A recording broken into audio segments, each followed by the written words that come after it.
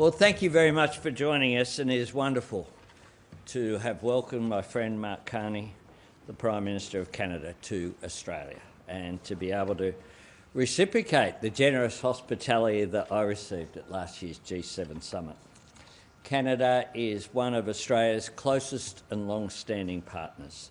And today in our bilateral, we've discussed the Indo-Pacific, developments in the Middle East, the war in Ukraine, cooperation in economic security, the critical importance of the clean energy transition, as well as defence cooperation.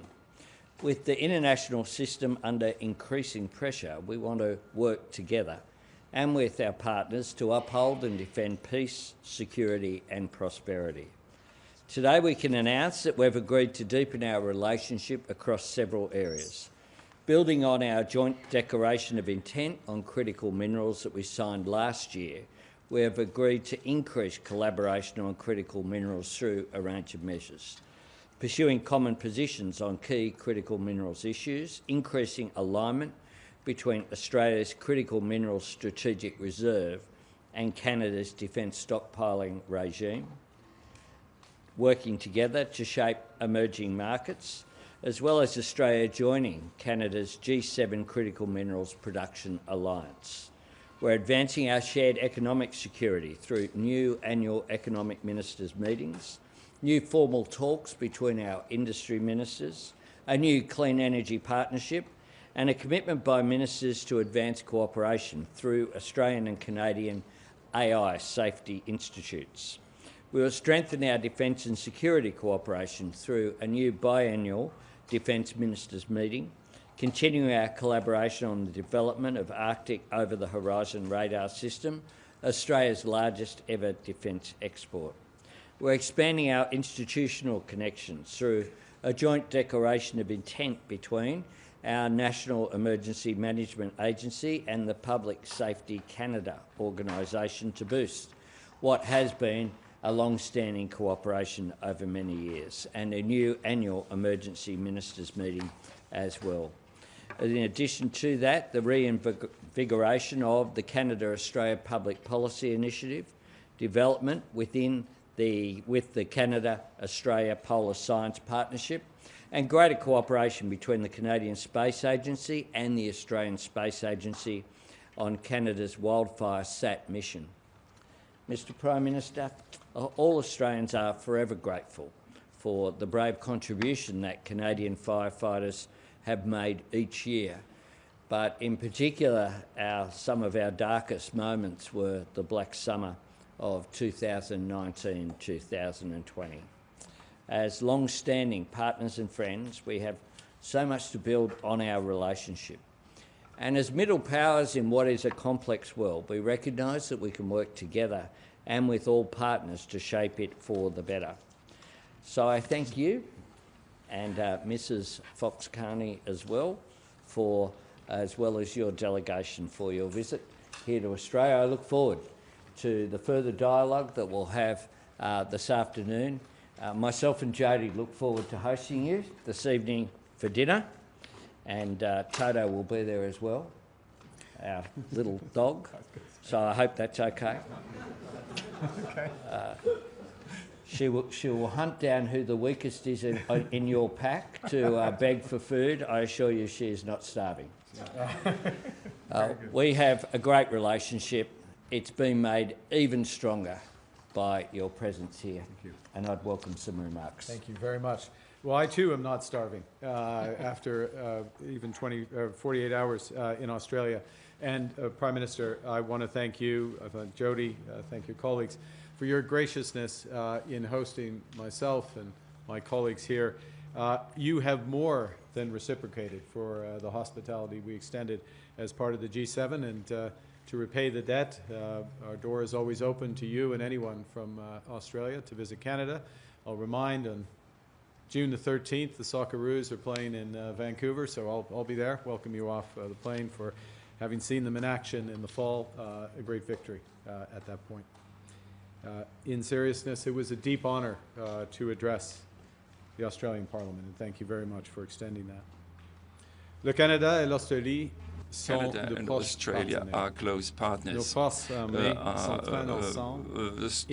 Forces train together, exchange intelligence. We have trade exchanges that exceed $6 billion, and this number is constantly increasing.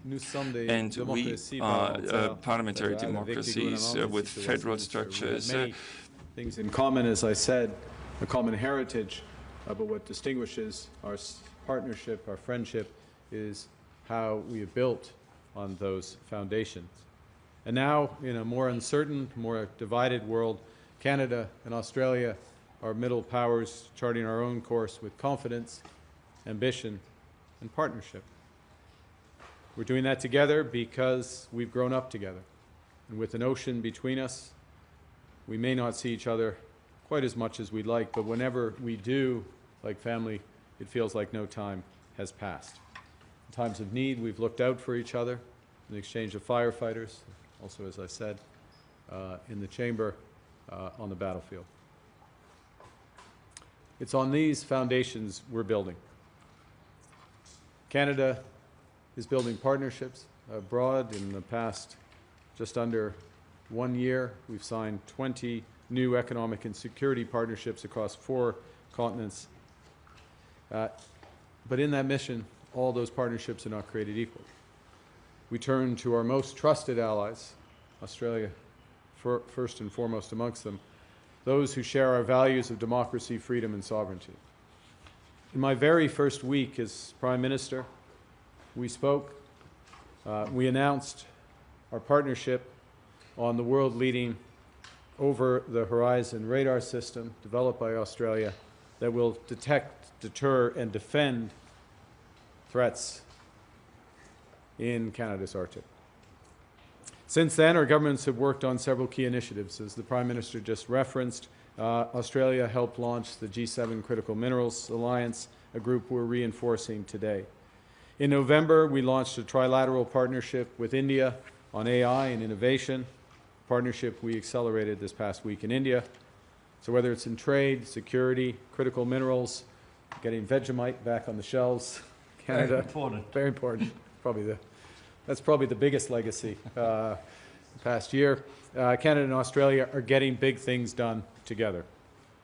And now, here in Canberra, for the first bilateral visit by a Canadian Prime Minister to Australia in nearly 2 decades, elevating our partnership across energy, critical minerals, defense, AI, and also in investment. We know that middle powers must work together to build up our sovereignty in these key strategic sectors. We're also building our defense capabilities across the next generation of drones, surveillance aircraft, cyber, AI. We're developing sovereign AI capabilities so we're not caught between the hyperscalers and the hegemons.